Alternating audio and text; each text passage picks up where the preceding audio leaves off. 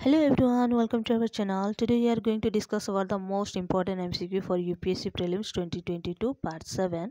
Already we discussed about the part 1 to 6. Now today we are going to discuss about the part 7. Then let's start it. Then here today our first question is from history. Consider the following statement about development in ancient India. तो हम लोग का ancient India में कौन कौन सा ये हुआ था देखते हैं, डेवलपमेंट हुआ था. The earliest epigraphic evidence for the use of the decimal system is in the beginning of the 5th century CE. तो ये हम लोग का करेक्ट है. Then zero was discovered by the Indian around the 2nd century BCE. Then this one also correct. Then Aryabhatta formulated the rules for finding the area of a triangle. This is also correct. In the 2nd century BCE, Epistaba produced a practical geometry for the construction of altars at which the king could offer sacrifices. तो ये भी हम लोग का correct है. Then हम लोग का आंसर हो जाता है डी 1 2 3 एंड 4. ओके, थोड़ा सा एक्सप्लेनेशन देख लेते हैं इसका. By the 3rd century BCE, mathematics, astronomy and medicine begin to develop separately. तो हम लोग का जो 3rd century BCE में मैथमेटिक्स, एस्ट्रोनॉमी और मेडिसिन का डेवलपमेंट हो गया था. सेपरेटली करते थे उसे, सब एक साथ मिक्स होकर नहीं था, अलग अलग होता करता था. फिर मैथमेटिक्स में हम लोग जो एशियन इंडियन ये थे 3 डिस्टिंग डिस्ट्रीब्यूशन कंट्रीब्यूशन किए थे. That is the notation system, decimal system and use of zero. तो ये हम लोग का 3 सेंचुरी BCE में ये किए गए थे. Then the earliest epigraphic evidence for the use of decimal system is in the beginning of the 5th century CE. तो जो ये किए थे, तो ये डेसिमल सिस्टम को ये करना शुरू किए थे, यूज करना शुरू किए थे 5th century CE में. Aryabhatta 476 to 500 CE was acquainted with it. The Chinese learned this system from the Buddhist missionary. और चाइनीज भी इसके बारे में जाने थे, बुद्धिस्ट मिशनरी जो इंडिया से गए थे उनसे ये सब सीखे थे. Okay, then the Indian notational system was adopted by the Arabs who spread it in the western world. तो इंडियन notational system adopt किए थे अरब से, और वो ये किए थे वेस्टर्न वर्ल्ड में इसका स्प्रेड भी किए थे. The Indian numerical are called Arabic in English, but the Arabs themselves call their numerical Hind. और इंडियन न्यूमेरिकल जो हम लोग का है उसे हम अराबिक कहते हैं इंग्लिश में, बट अरब वो लोग खुद कहते थे कि ये हिंद न्यूमेरिकल लैंग्वेज है, हिंद है. And before they were adopted in the West, they had been used in the India for century. और ये ओशो के टाइम में इसको ये किए थे, इंस्क्रिप्शन में लिखे गए थे. The zero was discover by Indian in about the 2nd century BCE. और जीरो हम लोग का 2nd century BCE में ये किए थे, डिस्कवर किए थे. इन Arabia the earliest use of zero was in 873 CE. But Arabian लोग जो ये किए थे, जीरो का यूज किए थे 873 CE में. The Arabs learn and adopted it from India and spread it in Europe. और इंडिया से ये सीख के वो लोग यूरोप में जाके भी इसका स्प्रेड किए थे, वहाँ पे फैलाए थे. ओके, देन नेक्स्ट क्वेश्चन देख लेते हैं. Which of the following given pairs is are correctly match. तो यहाँ पे जो पेयर दिया गया है कौन सा मैच है उसमें से देख लेते हैं. Mesolithic as, emergence of village community. तो मेसोलिथिक एज में हंटिंग गैदरिंग ये सब हुआ करता था, उस समय विलेज कम्युनिटी नहीं था, तो ये हम लोग का एकदम से गलत हो जाएगा. Neolithic age, rice cultivation. तो नियोलिथिक एज में राइस कल्टीवेशन होता था, ये सही है. Chalcolithic age, extension use of copper and bronze along with stone. तो ये हम लोग का गलत है, तो हम लोग का सही ऑप्शन 2 है, सी.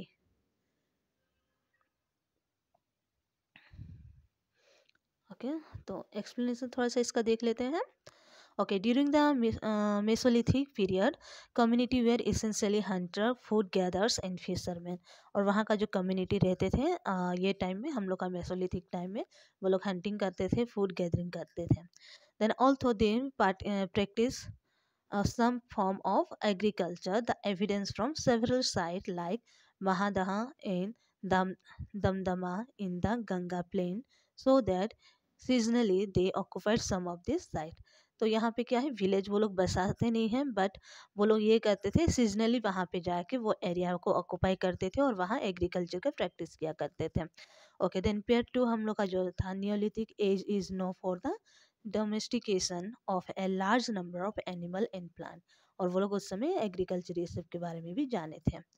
ओके, तो यहाँ पे हम लोग का जो नियोलिथिक साइट है इलाहाबाद है, district from not at for the cultivation of rice in the 6 millennium BC। तो 6 मिलेनियम BC में जो इलाहाबाद का डिस्ट्रिक्ट था, जो इलाहाबाद ये में है, एरिया में है, वहाँ पे कल्टिवेशन ये सब होता करता था। हम लोग का जो नियोलिथिक साइट है वहाँ पे देखने को मिलता है। ओके, देन पार्ट 3 जो हम लोग का था, जो ब्रॉन्ज यूजेस ये सब वहाँ पे उस समय नहीं हुआ करता था। इवन तो evidence of bronze uses is found in Chalcolithic culture, it was not extensive. और ये एक्सटेंसिव भी नहीं हुआ, आगे भी नहीं बढ़ा।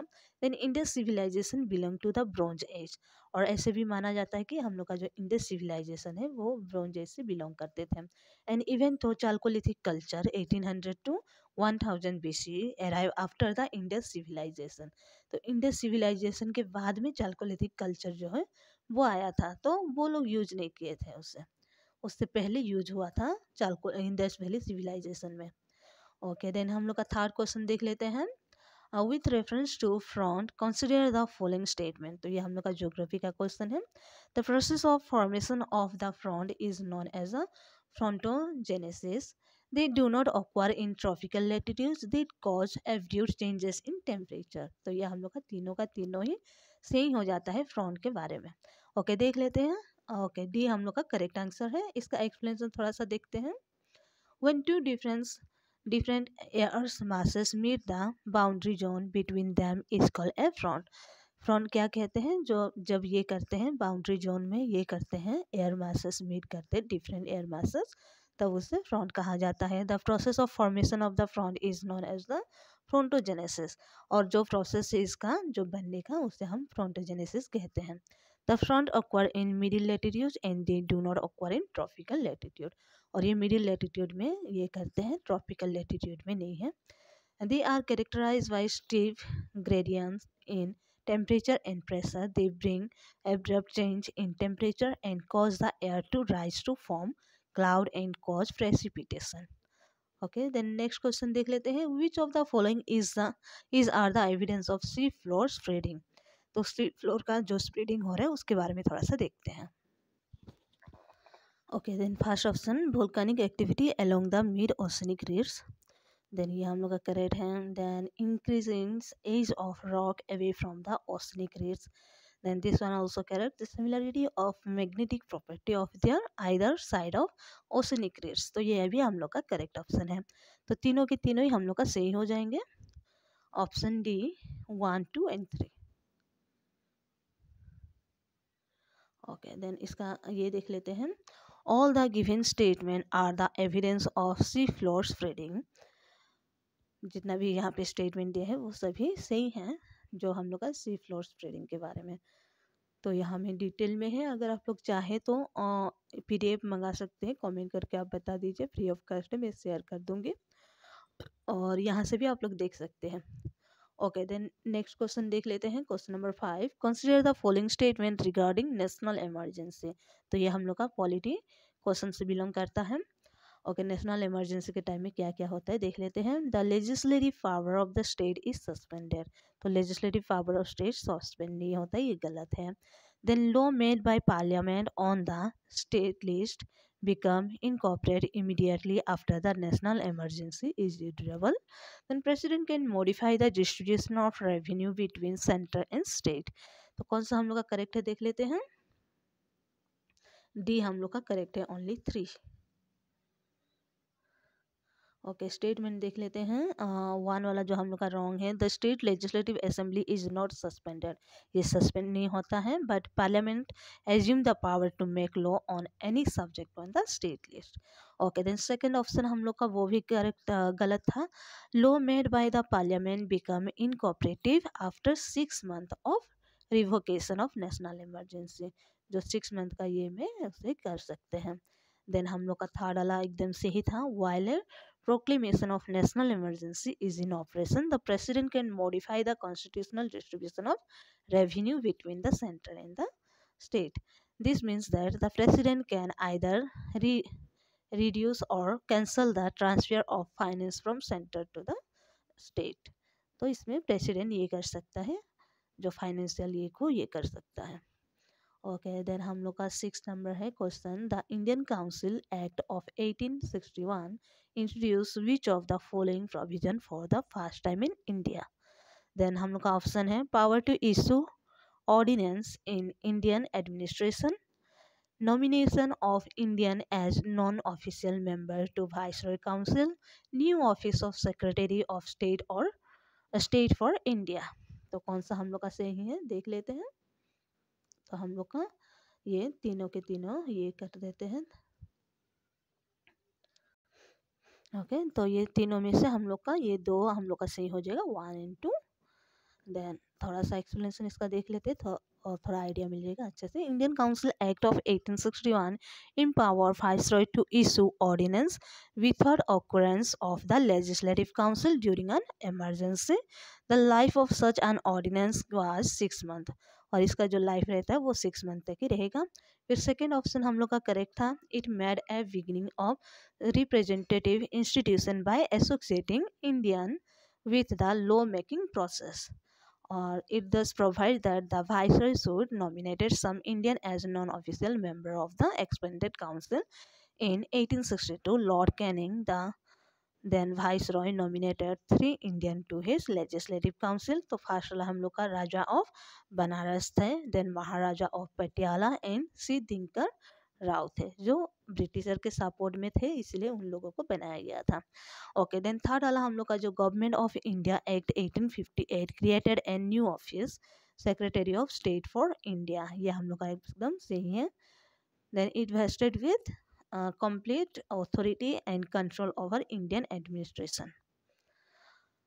ओके, देन हम लोग का 7 क्वेश्चन है, consider the following statement, assertion real interest rate have turned negative many times in India, then उसका रीजन क्या है, high inflation has been registered in many financial year in the past। तो ये हम लोग का करेक्ट कौन सा होगा, A is correct and R is an appropriate explanation of A, तो हम लोग का ये सही हो जाएगा ए।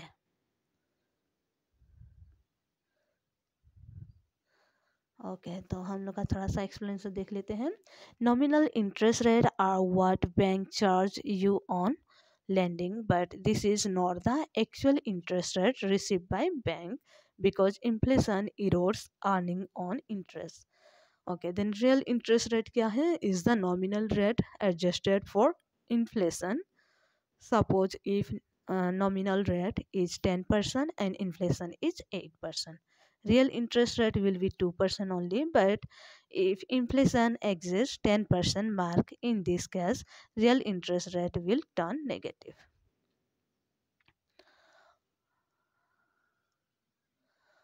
ओके, देन यहाँ पे हम लोग नेक्स्ट क्वेश्चन देख लेते हैं 8। It is argue that GDP does not cover up externalities in production of goods and services if there are positive externality, then हम लोग का the socially desirable GDP will be lower than commercial desirable GDP, तो ये हम लोग का गलत option है। The socially desirable GDP will be higher than commercially desirable GDP, तो ये हम लोग का सही ऑप्शन हो जाता है। दो थर्ड वाला थोड़ा देख लेते हैं, the social desirable GDP can not be produced with the intervention of the state, ये गलत है। The commercial desirable GDP will not be able to utilize all economic resources efficiently, तो ये भी गलत है, बट हम लोग का बी जो है करेक्ट आंसर हो जाता है। तो इसका थोड़ा सा एक्सप्लेनेशन देख लेंगे। Okay, consumption, production and investment decision of individual, household and firms often affect people not directly involved in the transformation, ये सब हम लोग का ट्रांसफॉर्मेशन में इन्वॉल्व नहीं होता है। Sometime this indirect effect are tiny, और ये जो इनडायरेक्ट इफेक्ट रहता है वो बहुत ही छोटा रहता है, but when they are large they can become problematic, और जब ये ज़्यादा बड़ा हो जाएगा तो उसमें हम लोग को प्रॉब्लम हो सकता है। Negative in negative externalities, then दूसरा हम लोग का for example in pollution, then a polluters makes decision without consider the indirect cost of to those harmed by the pollution, then ये सब हम लोग का प्रॉब्लम हम लोग फेस करना पड़ेगा अगर हम ये करते हैं. देन पॉजिटिव एक्सटर्नलिटी में for example research and development, then activity are widely considered to have positive effect beyond those enjoyed by the produce that funded on R&D. So with positive externalities, private returns are smaller than social returns. अगर हम लोग का positive externality रहता है तो private returns छोटा रहता है सोशल रिटर्न्स से. ओके, देन हम लोग का next question 9, consider the following statement regarding the transboundary Manas conservation area. तो ये हम लोग का साइंस का है जो हम लोग का इन्वायरमेंट के ऊपर डिपेंडेड है ये क्वेश्चन. ओके, देन ये देख लेते हैं. It is a key area for tiger and rhino conservation. Then हम लोग का मानस कंजर्वेशन एरिया के बारे में है. ट्रांस बाउंड्री जो हम लोग का इंडिया और भूटान के बीच में होता है उसके बारे में ये बता रहा है. तो हम लोग का ए वाला एकदम सही है, ये राइनो और टाइगर का कंजर्वेशन के लिए है. It spread across the India in China border. तो ये इंडिया और भूटान बॉर्डर ये है क्रॉस में है बट चाइना में नहीं है ये. तो ये हम लोग का गलत ऑप्शन हो जाता है. देन यहाँ पे दो ऑप्शन ही है, that means only one correct A. Okay, then इसका थोड़ा सा एक्सप्लेनेशन देख लेते हैं. Transboundary Manas conservation area cover Manas national park on the Indian side and royal Manas national park in Bhutan side. अगर भूटान साइड में हम लोग देखेंगे तो रॉयल मानस नेशनल पार्क को कवर करता है और इंडिया साइड से मानस नेशनल पार्क से कवर होता है. Then it is a joint initiative of India and Bhutan for transboundary biodiversity conservation. और ये इंडिया और भूटान का है, चाइना का नहीं है.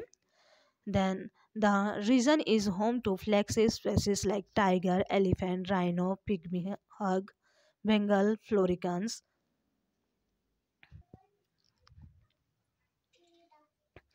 देन इसके अलावा भी 1500 अदर स्पेसिस मामल मिल जाता है. बार और भस्कुलर प्लांट ये सब भी देखने को मिलता है वहाँ. और this space is also equally rich with diverse culture. और दोनों ही इक्वली रिच है डाइवर्स कल्चर में और tradition of indigenous community that live both Bhutan and Indian side of this transboundary landscape. Okay, then आज का लास्ट क्वेश्चन देख लेते हैं. Question number 10, consider the following about the green climate fund. Then green climate fund क्या है उसके बारे में देखते हैं. Green climate fund focuses on fundings mitigation project in development country only. The G20 country are not the party member of the Green Climate Fund. Then it support country in fulfilling their intended nationally determined contribution. तो ये हम लोग का कौन सा सही है वो देख लेते हैं थोड़ा. Okay, then here 3 only correct. C. Okay, green climate fund के बारे में थोड़ा देख लेते हैं. The green climate fund support project mainly in developing country as an important financial mechanism of the UNFCCC. Then second one हम लोग का जो green climate fund was establish by 194 government to limit to reduce greenhouse gas emission in developing country. It therefore must included G20 members also.